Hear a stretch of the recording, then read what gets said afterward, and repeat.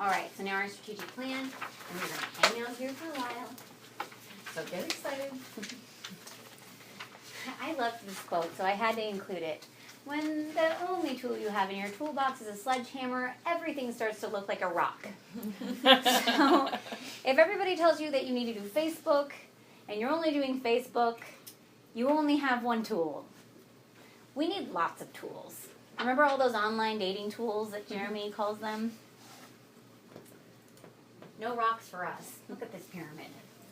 Okay, so here are the components that we suggest for your strategic plan. So way up at the top is a website. You need one of these things. It's your marketing zone. Okay, and then the next thing that you can use to complement your website, and I will explain to you why it's so important and hangs all the way up at the top, is your blog. And I have yours and others. You can use other people's blogs to drive traffic back to your blog too. You can be a guest blogger. It's really exciting. Okay, and then we have email marketing, yours and others, offerings, social media. That integration software piece down at the bottom is a nice, like, make my life easier piece, so you're not completely overwhelmed with what you're doing.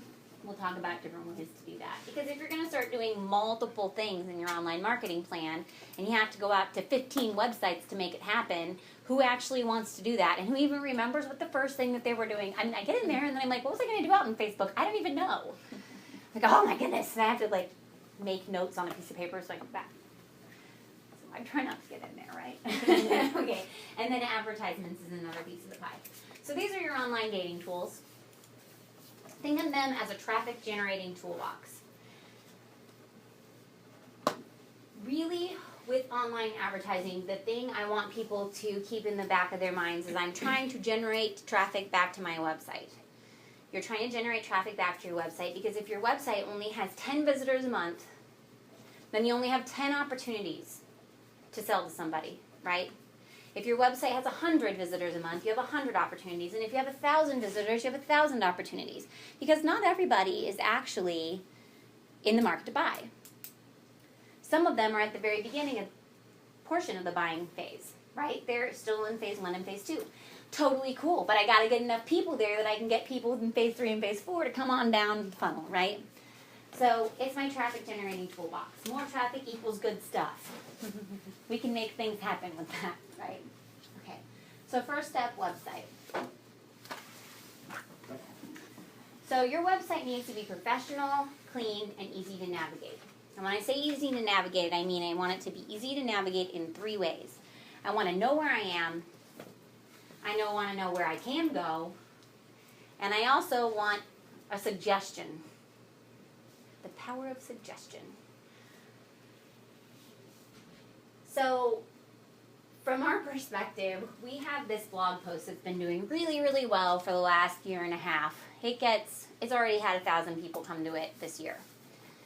And we didn't suggest that they do anything when they get to that blog post. We didn't say, hey, maybe you should sign up for our email form. We didn't say, hey, here's another blog post that you might like, or hey, here's an ebook that you can download. We were just like, here's a blog post, and then people will just leave.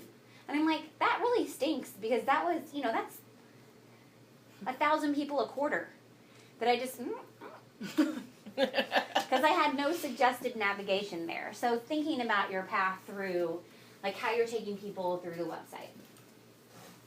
Calls to action. So those are those suggestions, right? Ask people to do things while they're on your website. And it could be like, hey, get our great lunch deal, only available on Facebook. It's pretty simple. It's not like a really fancy suggestion, but it's a suggestion, right? Get on out there. Like us. Also, it should work on all browsers and phones. And this is one of those things where, this is Tyler, by the way. He's one of our designers. I think his facial expression will be the picture. Anyway, so the challenge is that more and more people are using phones and tablets, but here's my caveat, right? So not everybody has an adaptive website or a mobile site. That's okay.